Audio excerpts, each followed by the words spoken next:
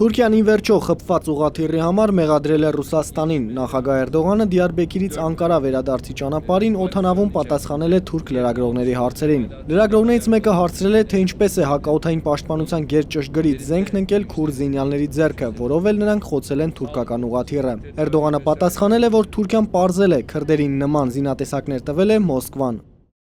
Մենք պարզել ենք, թե դա ինչ զենք է եւ որտեղից։ Հիմա ահաբեկիչների ձեռքում Ռուսաստանի տրամադրած հակաօդային համակարգեր ու հրթիռներ կան։ Դրանք փոխանցվում են Սիրիայի եւ Իրաքի տարածքով։ Անջատողական ահաբեկչական խմբավորումն արդեն օգտագործում է դրանք։ Մայիսի 13-ին Թուրքիայի արևելյան Չուկուրջա շրջանում խոցվել էր թուրքական մարտական Կոբրա տեսակի ուղղաթիռ։ Երկու օդաչուները մահացել էին։ Սկզբում թուրքական հրամանատարությունը հայտնում էր, որ ուղղաթիռը վթարվել է։ 13,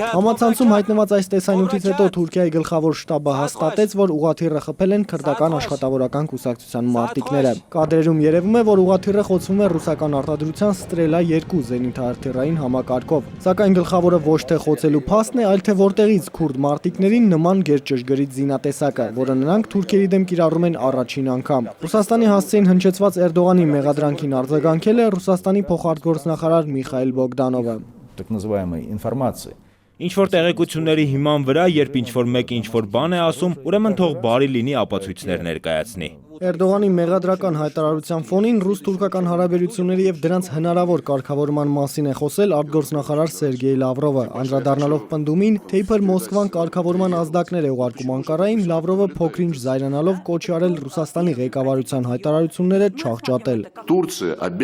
Թուրքիան պարտավոր է ներողություն խնդրել եւ փոխհատուցել այն վնասները, որոնք հասցվել են այդ ռազմական հանցագործության հետևանքով։ Մի խեղաթյուրեք իրականությունը։ Պուտինը ասել է, որ այո, մենք պատրաստ ենք նորմալացնել հարաբերությունները, սակայն Թուրքիան նախ պետք է անհրաժեշտ քայլերն անի։ Թուրքերը շատ են տուժում եւ այդ պատճառով տարբեր փակ խողովակներով փորձում են սողալ մեզ մոտ։ Առաջարկում են ինչ-որ կոմիտեներ ստեղծել։